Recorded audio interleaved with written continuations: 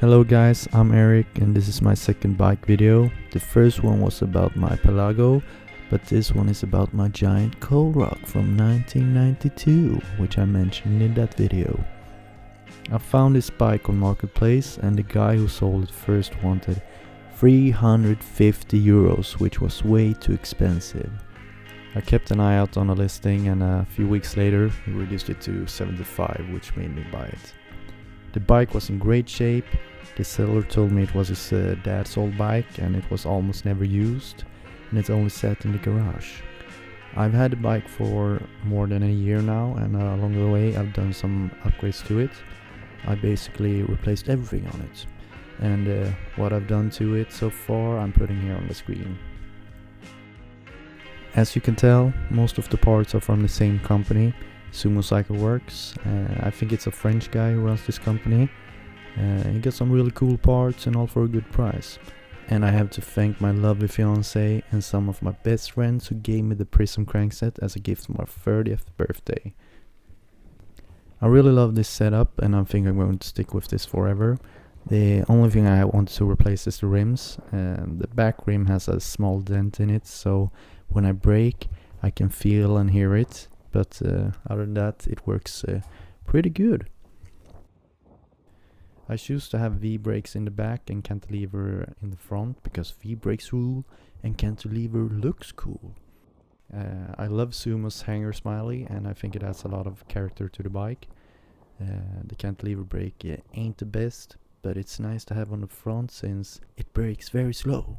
So if I panic brake I won't have to worry about flying over the bar and break my neck, which is nice. Doing a setup like this can get a bit expensive. All the parts from Sumo equals to 401 euros and everything together, bike included, ends up around 635 euros. I think this price is fair to get a bike like this with what I would call higher end parts, and if it stood between this bike and the Pelago I would much rather pay 635 euros for this bike than 1114 which I paid for my Pelago. But 635 is the price I had to pay if I did all the work myself, which I haven't done. When I got the crankset, I wanted to get it done by professionals, so I went to a store called Go Velo, which is a cool bike shop in Gothenburg. They make really cool bikes and have a really nice and welcoming staff. To get the work done, I paid 275 euros, and that includes the work, new chain, new pedals, new cassette, wires, and a new bottom bracket.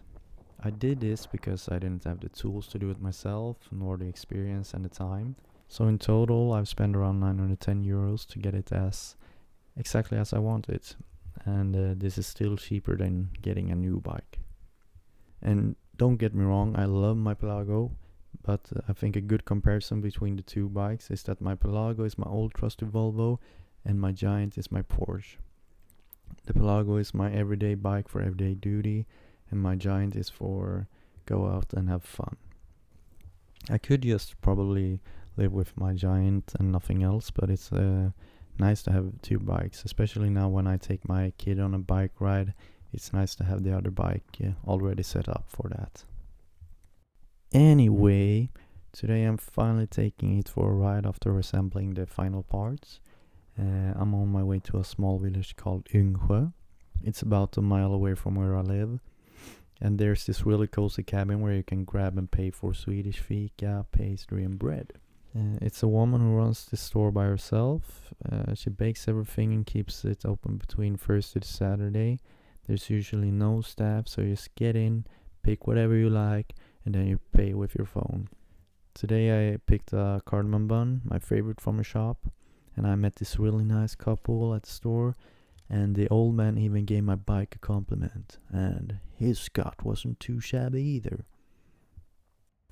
I then went on and visited my grandpa who lives near this village. His home got some history to it. He bought it a long time ago and used it to fish eel, the same as the first owner.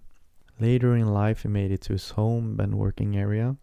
Nowadays you're not allowed to fish eel unless you have a license, which is not possible to get anymore. So it's a dying industry. Most of the people who have the license is getting old and eventually no one will be able to fish eel anymore. The reason of this is because the eel is critically endangered, and back in the day you could fish up to 1,000 kilos a day, and today you almost get nothing.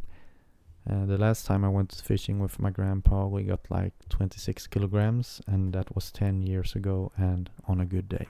If you catch anything, there's strict rules about the weight of the eel. It has to weigh a certain amount for you to be able to bring it back home. It is sad that it's ending, but it's for a good cause. Of course, I offered Grandpa some fika, but he wasn't ready yet, so he saved it for later. After a quick chat, I got on my way back home. I brewed myself a cup of coffee and enjoyed the cardamom bun in the sun. Thanks for watching, and try some Swedish fika if you can. It makes the day a lot better, especially after a nice ride. Have a good one. Bye.